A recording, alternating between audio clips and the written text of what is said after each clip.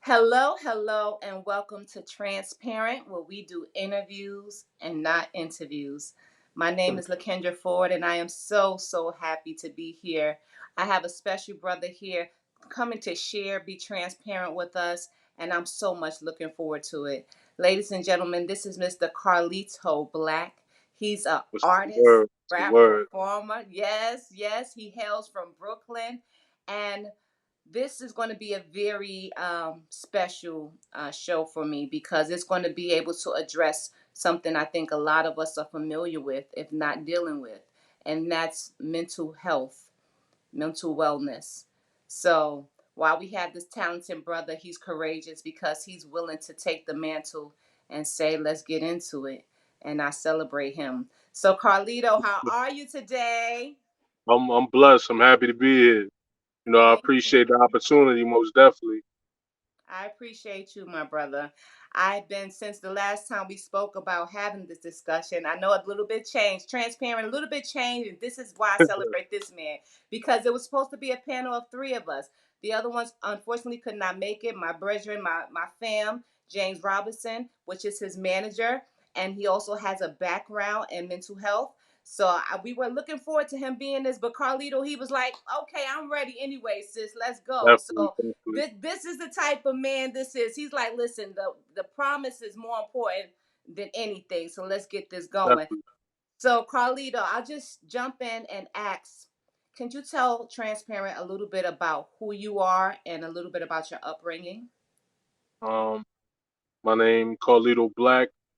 I'm Virginia made, Brooklyn raised. I'm a brother. I got four brothers. I have my mother. She and my grandmother raised me because my father he passed away when I was 3 years old, so I didn't have him around. Pretty much just been like a sage of myself type of person. Been about my business. Been through one hell of a life, and I'm Mm-hmm. just blessed to be here right now. Absolutely, absolutely. I hear you say that you were raised in New York City. Mhm. Is that a little bit? Is that something that influenced your style of music that you do?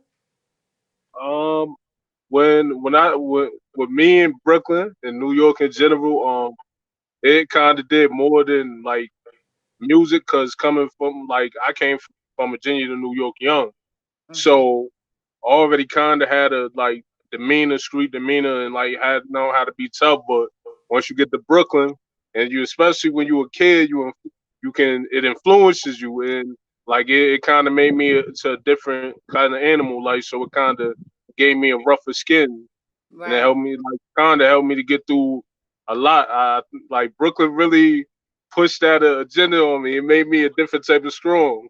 Yeah. I agree. You know, that's where I'm from. So shout outs to Brownsville, Bed-Stuy, and Connecticut. I was like you, between two places, you know.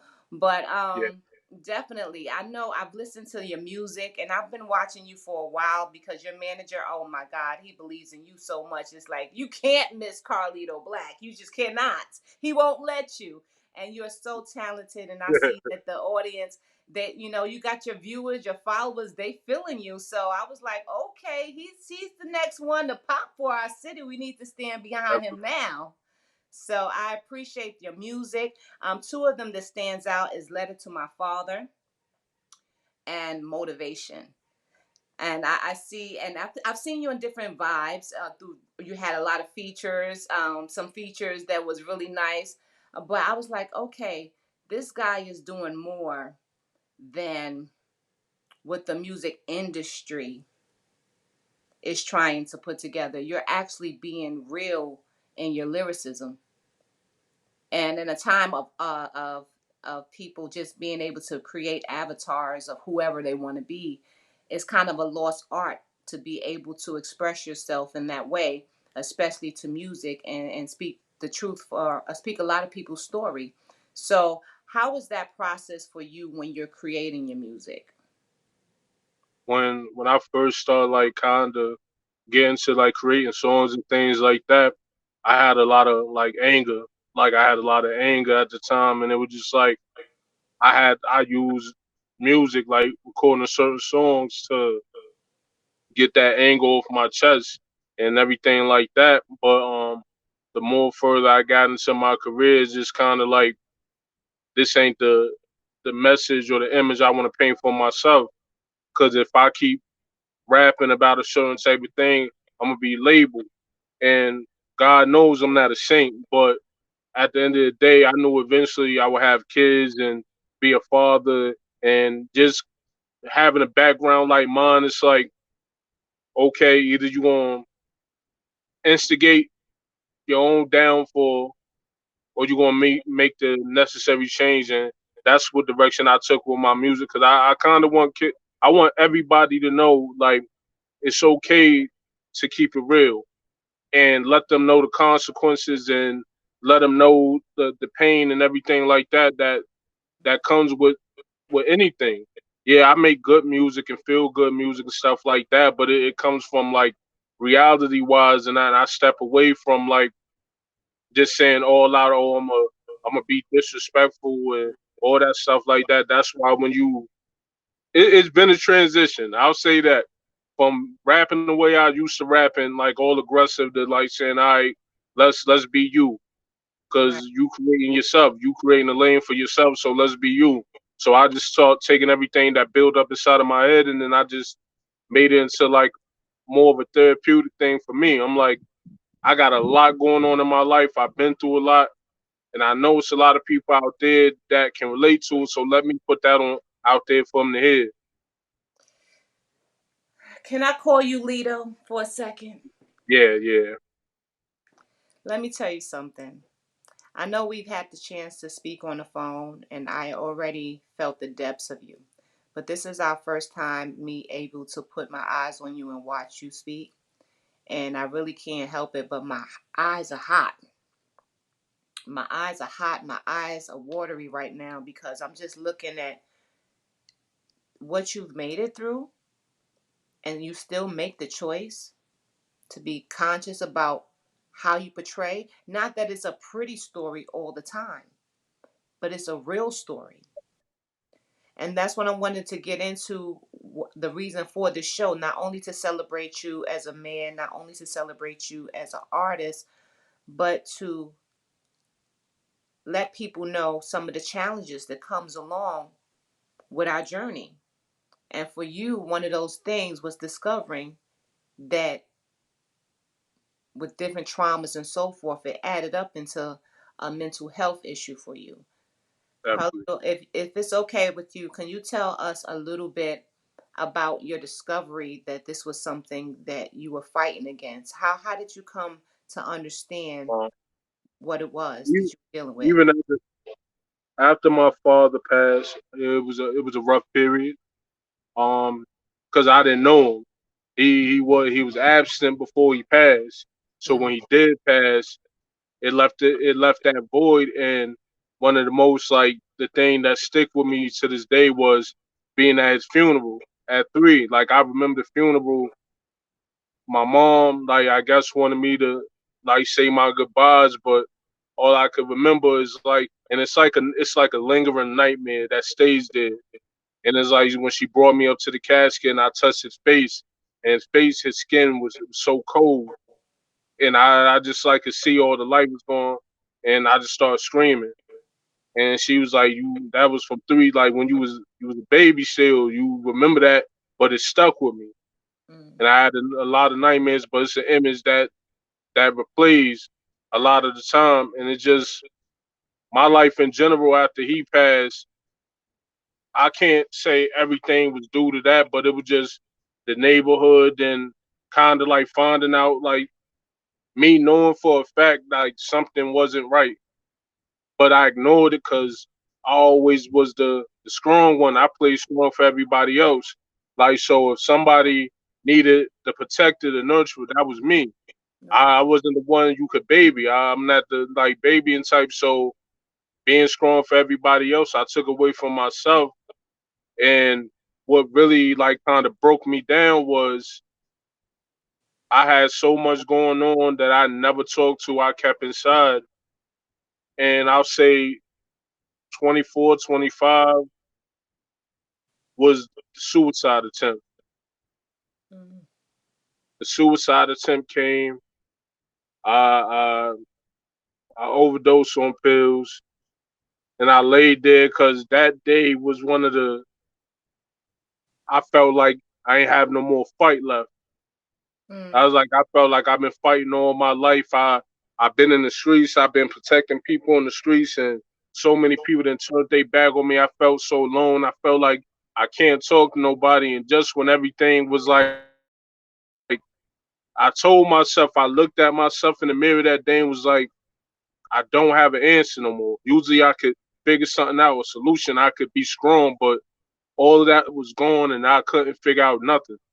I couldn't figure out what to do next. I couldn't get rid of that feeling of emptiness, feeling useless now, and just like that self hatred. So I looked for everything, and it was like it was nothing there to use. So when I found the pills and I did that, and I was found and got put in the end, like I literally just I wanted to go, but in a sense, I felt like I wanted to go more so when I was in the ambulance because of that disappointment in myself Mm. that I became that broken. Right. So like I shed some tears, and then I passed out, and I woke up in the hospital with tubes and stuff attached to me, and just it was a and I had what messed me up is I had a daughter. I had a daughter. I just had my daughter, and I couldn't even like. I'm like when I woke up in the hospital, I still just like I don't know what to feel no more. I felt lost. Well, So it's I listen, my brother. Mm, you don't know how much I felt you there, and I know a lot of people don't understand that suicide, especially amongst young people, is the second leading cause of death. And I found myself in despair in different points in my life, so I met you in that moment. But how they say, Fantasia say you got to lose to win. definitely, definitely. It was scary. I can't even lie to you. It was a scary point because I'm like asking myself as I lay in the hospital bed, how did I get here? Mm. What did I do to myself? How could I let my and just like you held and then all the only answer I really could have was like you held on to all these demons and all this pain for so long on the inside. It finally made its way out, and it's like it was like cancer. Yeah. I saw the changes even before it reached that point. Even as a kid, going into my teenage phases and everything, I always had that that anger, that emptiness and all that. And I just didn't. I always question how what's like in elementary school, third to fifth grade. I had a psychologist, and they used to do the blocks and stuff like that. And they would just they told my mother like he has something some trauma, Mm-hmm. and I guess I guess the label didn't want to. She didn't want that label Mm-hmm. because nobody really wants their kid labeled. Right. But Right. me, I like when people like I wasn't too open in the beginning when it first happened to say, all right, I want to talk about it. But once people found out about it, they was like, why didn't you come to me? Why? It's not that easy. It's not that easy, Right. especially when you train yourself to be strong for so long. You don't know how to be weak, Mm. and that's my thing. I never accepted being vulnerable. I didn't before it got to me committing suicide. I used to be that wouldn't be me. I done seen people shot. I done seen people stabbed. I done seen death, and I was numb to it. And it's kind of like I felt like you don't grieve, you don't cry like that, you don't nothing. You take and hold everything, all this pain in, and Right. now look. Right. It's always those of us that want the title, accept the title of being strong. But what is strong for real? What is it for real? And how does it really, serve us when we need help? You know, everyone should have somebody that they could talk to, feel comfortable talking to. But unfortunately, as we know, sometimes you can reach out to people and try to have a real conversation. They don't have the time, you know. or They don't or have they take it. right, People use your flaws to discourage you instead of help you. right. So my thing was, it was already crazy because I grew up. That I grew out of knowing who my father was. It wasn't. It become a point. Once that happened, I seen that something wasn't right because it's like I'm living in this neighborhood. I'm going through things already, and then I'm still seeing him in nightmares and stuff like that. And there's certain things that I couldn't explain about myself that I had so many questions. But it's like I don't have time to like. My thing is, if someone vents to me, you get no judgment because you didn't come here for that. Only way I'll tell you something if you ask for my advice or my input, but Right, I don't give you no judgment. But right. so when things happen with me, it just you're this and you're that and this that. What a lot of people thought it was a phase. I wasn't like every other kid. I was a loner. I was Mm, a serious loner. Like type of a whole. I could be around a whole group of kids. All of a sudden, I just walk off and walk to a park and be by myself. I didn't want to be around, and they thought it was a phase. And even then, I used to just zone out and not know what be going on with me. I just be zoning out and looking at the sky, mm. but I'll be by myself. You were a dreamer. You were a dreamer. Yeah, You saw something different. You just couldn't explain what it was that you were seeing, you know? And that's why I guess you sharing that explains a lot about what I hear in your music. I'm like, he's not on this mental plane with everybody else, but still with that, you still represent so many of us. Bro, do you understand that you being transparent on this level is going to touch somebody because a lot of people going through it or been through it but don't want to talk about it or don't know how to talk about it, and you've used your art to talk about it. You know, of course you're very articulate. I'm not surprised at all. I already spoke to you. So, but one, first and foremost, on a serious note, I'm sorry for your loss. I'm sorry for your loss as somebody who I don't have neither of my parents. I really understand it um, in a whole different type of way. So I appreciate you sharing that with us. Um, but now, after you went through the failed suicide attempt, thank God. What were your steps, and how did you discover that? Was you clinically diagnosed with yeah. mental health? Okay, Yeah. and I got put in a like a hospital for people that have mental illness okay, because like just as a precaution and just to like get me evaluated to see what was going on with me. So while I was in there, I was in there like a week and a half. I was like the first couple of days, I didn't say nothing. I didn't mm, want to talk to nobody. I stayed to myself. I didn't want to, and they would have me in groups, and I just be like, they'd be like, "You want to share?" And it was like, I don't know these people. I don't trust nobody at right, this moment. I don't even trust myself at the timing. So I'm like, but then I found like it was this lady. I forgot her name, and she was an absolute just like blessing in disguise because the doctor they partnered with me with he didn't know what he was doing. He just kept repeating the same questions every day, like you want to hurt yourself, you want to die, you want to this, and then like she actually like sat with me and let me talk so she can understand the depths of what was going on. And as that after that conversation with her, I started opening up more little by little. And honestly, she didn't want me to leave the institute at the time, and she didn't want me to leave. But she was like, "I know you want to get back to your baby." So when I left out, it was hard. It was hard, being taking depression meds and sleep meds and stuff like that, and just trying to rebuild myself and trying to understand who I am, so this don't mistake don't happen.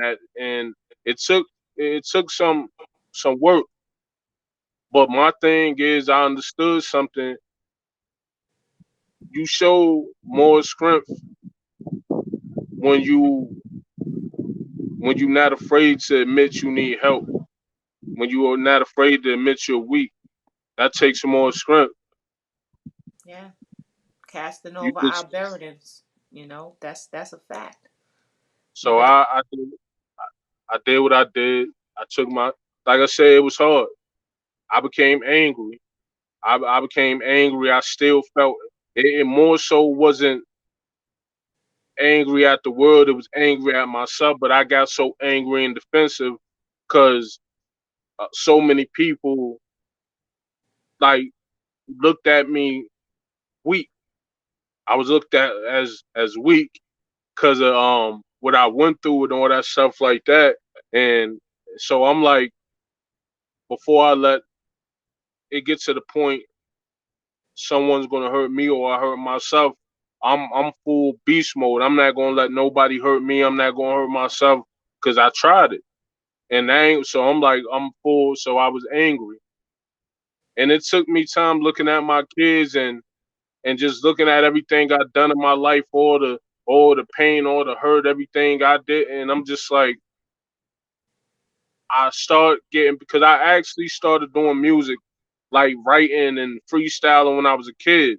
hmm But when it came back to me, I don't know what hit me, but I was like, I got to get back to it. I got to write. I just felt a feeling of writing. I had a manager, my cousin Manzi, at the time. He was like, just put it on paper. He said, put it on paper. So I just sat there and just wrote, just kept writing and writing and writing. And I'm just like, for the times I got angry and felt something, I just wrote and I wrote and I just couldn't stop writing. And then it just got to the point, which I'll say, I'm 34. I'll say 6, 7 years. 6, 7 years I've been in a better place. I'm not perfect. I'm not where I want to be 100%, but I can't honestly say that I'm better off than what I used to be. Amen. I'm way better off than I used to be Bro. because the medical. Yo, don't mess me up over here. I gotta get through this.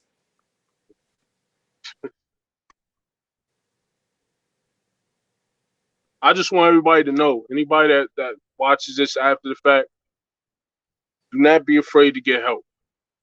Do Absolutely. not hold on and let that type of energy and them entities and them demons linger like that because it'll kill you.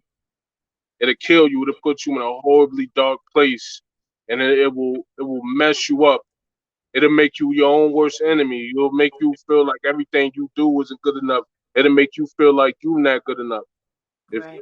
help is available, even if it's not from who you want it from, to get help.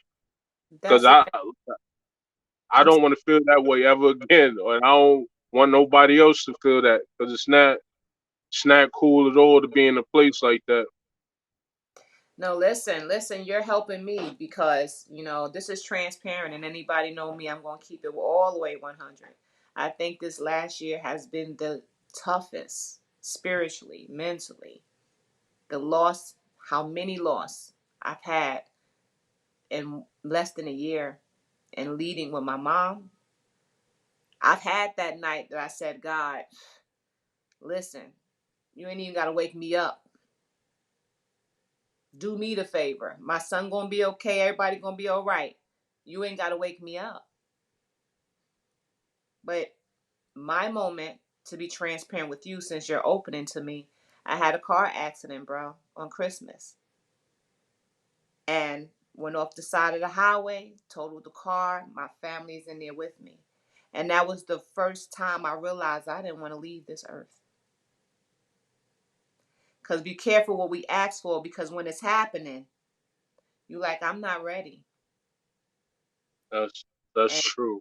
And listen, Jesus literally took the wheel. My grandmother used to say, Jesus take the wheel. No, literally, I heard, put your hands on the steering wheel. I was gone. I was just waiting for the end impact. And it spoke to me right then and relax and do whatever I needed to do. When I got out that car, grabbed my baby, saw my hubby was okay, I just flooded in tears because I said, I can't believe I was willing to let go. Me, the strong one, me, the caregiver, me, the motivational counsel to everybody. I said, no, my mother does not want me to leave this earth. So when you speaking and your transparency and I'm feeling your vibration, it takes me back to my moment. And I'm sure someone listening to you went back to that moment for themselves or even someone else. But I have a question for you. Since you've been in this process of healing and you've been had your better days come now, and it shows in your music that you are ready to go. You are ready to go. You hear me? But what is some of the stigma do you believe is attached to mental illness, mental wellness that I want to say affects our community? That's just negative negativity breeding negativity, lack of support, judgment. It's a lot of factors to fall into it because the thing about it, so many people are so quick to judge, but nobody is quick to help. And the help that most people do offer, it comes with a motive. So who's gonna be open and really trust somebody to help them with something that serious if they already fearful if something bad being attached to it. Right. I look me. I played the streets. I was in the streets heavy. Did all that stuff like that, and it just like I seen so much and been around so much and did so much myself. Like even out there, younger dudes, I would tell them when I seen them coming this way, like you don't need to be a part of this.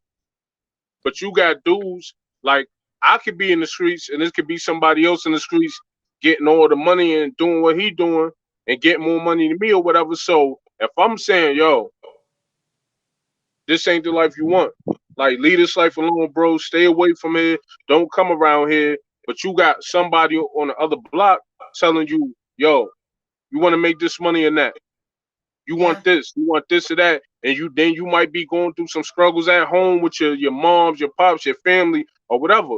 You want this money and that. You gonna be scared. You gonna come make me this money. Hmm. Anything can trigger anything.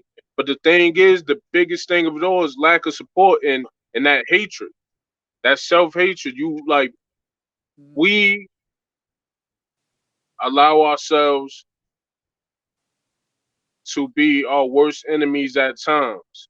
So Right. by the time we should appreciate who we are in ourselves, it takes so much energy and so much effort to get to that point because we didn't allow so many people in ourselves to break us. Right. So when you look at everything going on in the communities and the hoods and the projects and everything like that, state to state, city to city, a lot of people don't have hope because they scared to accept it because they feel like it comes with something.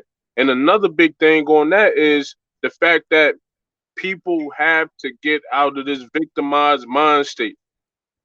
You're not going to get nowhere forever playing the victim. If every time something happens in your life, the first thing you run to is playing the victim, you're not going to get nowhere. Because that's what people going to see you as. You're vulnerable as hell when you play the victim all the time. Fact. Can't have a victim mind state. It's corny. You gotta have can't be a victim mind state all the time. Even if we are a victim, we have to have a victor mindset because that's what's going to push us through the next level. A lot of times we feel bad or we get depressed, and we realize that's not going to change until we do something about it. Exactly. Because nobody's going to That's do it how for us. I had to There, get that way, understand that. Yeah, yeah.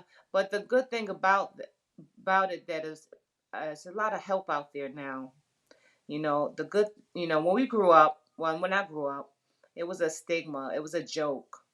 You know, oh, you crazy. Oh, you tripping. Whatever it was. It was not taken serious that people were really having true, authentic life experiences that were too much for them to handle. It was the same. I wouldn't do the same thing. Like, They oh, call, you like I said, they call bipolar. it a phase. Yeah, like you Oh yeah, bipolar. I'm a Gemini. I'm a Gemini, so that already came with the territory. Being a Gemini, they already call us all us bipolar regardless, and that's not even the case. But like I said, it's just a whole judgment thing, and people. So a big thing is now these days and times, people just got to fool. If honestly, I learned my lesson because I try to be there for everybody except myself, and that was a problem when it came to my mental. I didn't care about myself enough to say, "Yo, sit your ass down. You're not right." I want to be there. I Yeah. want to make sure I have a nurturer's mentality. I done been through so much pain and hurt. I don't want to see nobody endure it. So my thing is, I gotta help them. I gotta make sure they good. But in the process of that, I mess myself up because I'm like, now I'm losing who I am. I don't know who the hell I'm at because I'm always running to help somebody. So when it came time for me being there for myself, it was too late because now I'm weak and I'm lost because I didn't move out of the direction of trying to figure out who I Mm. Speaking to the choir. You hear me? am. Yeah, it's Let me tell you crazy. something, bro. Bro, you are real on a whole other level. I'm stuttering. That's how much my feelings is boiling up inside. I can't even get my words out because I feel you more than I even hear you. It's like, man, but you're courageous because you're able to speak for so many. And that's your God's given gift, rather you're doing artistically or just sharing on a one-on-one basis. And this is what we need more of. We need more conversing on this level. That way we can elevate towards some healing. People perish for the lack of knowledge, so we have to come together and talk about it first and then go seek the help that we need. But Exactly. all right. I gotta switch gears real quick because I'll be having you on here all night. But if it's okay with you, I really, really loved the record you did about your dad. Um, and I wanted to see if you could share at least a 16. Are you I can comfortable do with that. that? Yeah, I'm comfortable with it. Just let me know when you're ready. All right, I'm ready. I'm ready. I'm just trying to stop crying on the inside so I can be present with you. But I wanted the audience to hear, not only you already heard this man, you already feel this man, but I wanted them to get a gist of you creatively and how transparent you are in your music. Pops, I'm coming here to talk to you. And since I can't do it face to face, I'm doing it in a track. You died when I was 3, and I'm still standing 28 years later. Consider this a letter to you. What's good, Pops? I think it's time for a convo. Emotions going crazy, I think it's cause of this bottle. Left me in this cold world alone to deal with these problems. I really need to vent, but it's not a way I can call you. Killed when I was 3, I still remember the casket. For 28 years in my mind, I carried the baggage. Became angry Pops and somewhat of a savage. Instead of make me a man, you made me a bastard. For years, Pops, I kept these thoughts to myself. No help at all, Granny and Mommy raised me by themselves. Saw a doctor as a kid to talk about me and my pain. Wasn't even around, but I still followed in your ways. I feel the way every time somebody call me Little Wayne. If you stayed around, I bet, Pops, I wouldn't feel the same. I feel the way every time somebody call me Little Wayne. If you stayed around, I bet, Pops, I wouldn't feel the same. One of them times I played football, my first freestyle, my first scrape, everything like that. You wasn't around, but I had to deal with it. Not saying I didn't handle it. Not saying it didn't hurt not having you around, but Hopefully, you looking down, you proud of me. Well, all right. Um, Mac, I ain't gonna lie, Mac inspired that one. He sent the beat, and once he sent that beat, I literally already could, like, soon as I hear the drop in the beat, I just start going off. I'm like, yeah, this is gonna be it. I need this to, cause even having like, I understand how kids be feeling, even if you become old and gray, like you still got them questions. Yeah. And my thing was, I used that song to ask the questions I couldn't ask nobody else. And it's like you had the opportunity to change and make certain decisions that could have kept you around, but you chose the streets, and it led to your demise, and it led from you to you being taken away from me. And in the beginning of my life, I guess that's what made me distance the thought of my father, was the fact that at 3 years old, you barely was around regardless. But then now you get taken in a permanent aspect. So now you left me with an empty. I've seen your face through pictures, but it's barely any pictures with me and you. I don't know who you are. Like, I can't share if somebody, like, I can't talk to my kids about you because I don't know. 3 years old don't give nobody the time to develop. Like, oh, and I asked for stories, but they not good ones. So it's like you left me here to become a man by myself, become a father by myself, to face this cold world by myself. At first, I was angry with him, but then it's like you made your decision, I'm making mine. Because I knew for a fact if I chose to harbor that anger with him forever, I wouldn't be the father I am today. I wouldn't be the man I am today. So I had to let it go. It hurt, but I knew I had to let it go. Like, you made your decision. And granted, I followed down that path. To be honest, I was worse than him. Because I felt like to survive in the streets, I got to be 10 times worse than my father. I got to be an animal. I got to do this. I got to do that. And that's the only way I'm going to survive. But then it's like I'm living for him. I'm pretty much living for him. I'm trying to survive, but I'm doing it for him. I'm trying to prove that you could have made it. You could have made it back home to me. You could have made it back home to you. I was your only kid. 20. You died at 23 years old. That's young. He was a baby. And here's the thing about it. And with all, listen, I have to first respect your father no matter what his choice is, because one thing he did right was help you to get here. And what Definitely. his contribution is to this world through you and through his grandchildren, we're going to let that speak as his legacy. We've all made some mistakes. Yeah, we can't justify things, but we've all made some mistakes. And I don't know his story, and you don't know his story. But we just pray that his soul is at peace. And as an outsider, God bless him. Thank him for you, because you're going to bless so many people.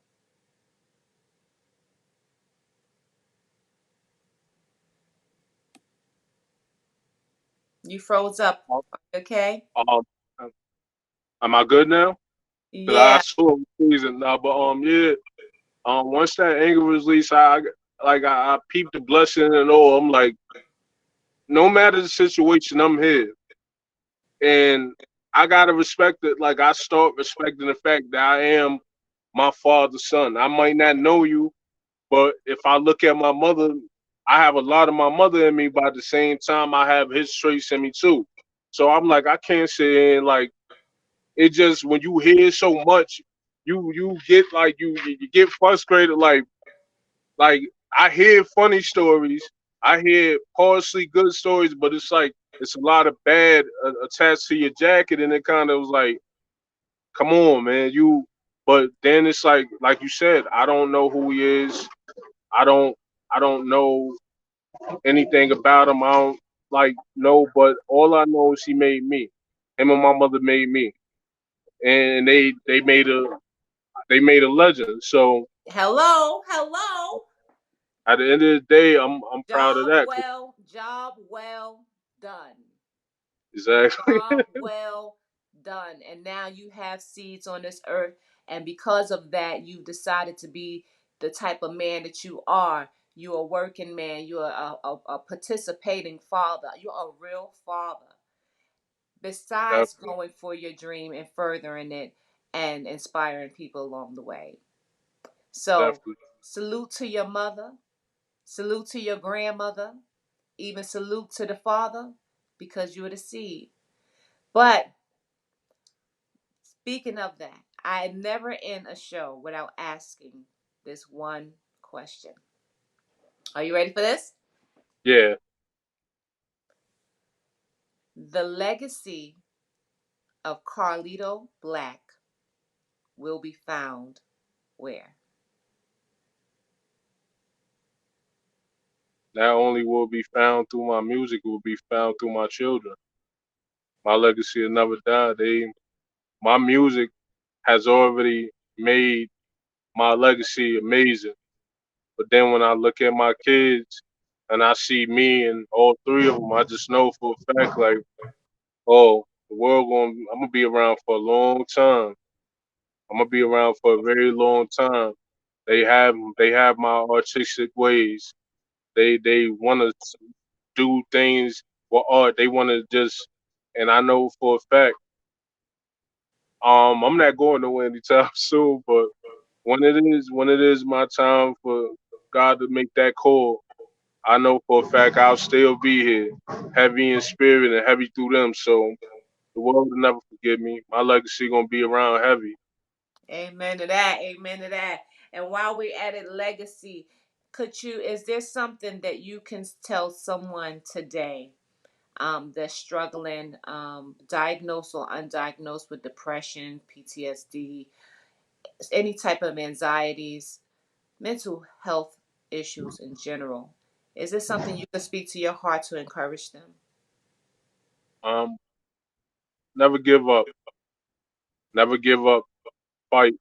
If you can fight against everything else and make it to this point, never give up. Never give in. Continue to keep your head high and do your best. And don't be afraid to reach out for help. Everyone's not the same. It is people that will gladly help you, but you got to be willing to take the help. Stop running. Stop hiding. Stop holding so much of that anger, hurt, confusion, all that in, and get yourself the necessary help. Because in the long run, you'll see the benefits. Don't allow yourself to break when you have the opportunity to fix yourself. Amen. Amen. Thank you, my brother. Thank you, my brother. Thank Can you. you let Transparent know how we can follow you and where to find your music? Um, you can find me on Facebook at Carlito Ray Hefe Black. On IG, I'm the real Carlito Black. Twitter, BLNL Carlito. And just seriously, thank you for the opportunity. I really haven't talked like that in like a while. I needed to have that talk, so I'm glad for the opportunity. I appreciate you more than you I know. I appreciate you. I'm over here. I can't even get my words together. That's how much this hit me. I knew it was, but I really wasn't ready. But that's how authentic you are. And that's the reason for this platform. Because we're not about images, none of that. It's Let about me. I having want to say one more interviews. thing. Uh I want huh. to say one more thing. Okay. I got. I have anxiety. I have major depression. I have PTSD.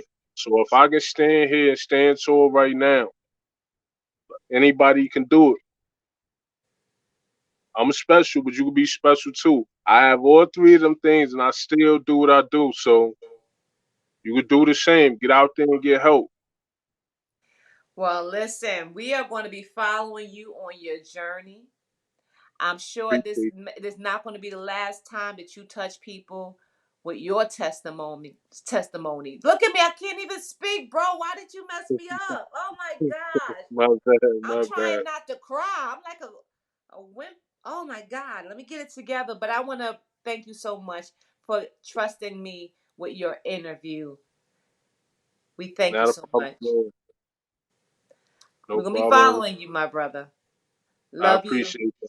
Love you too. Appreciate the sincerity. Speak to you soon. Yes, you will. Wow, transparent. I couldn't even hold it together. That's a real brother. And a lot of our brothers are dealing with it. Brothers and sisters are dealing with it. We got to stand for each other. We going to make it. Get help if you need it. And you have all my love and prayers. Y'all take care.